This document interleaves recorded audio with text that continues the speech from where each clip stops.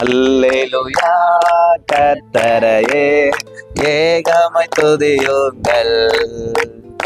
அவர் நடத்தும் செயல்களெல்லாம் பார்த்தோரை துதியுங்கள்.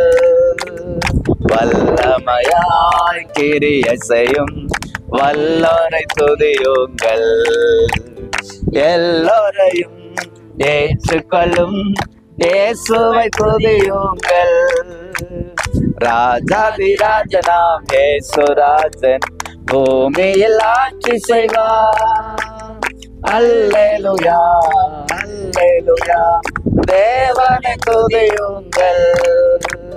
பிள்ளைகளே வாலிபரே தேவனை துதியுங்கள்.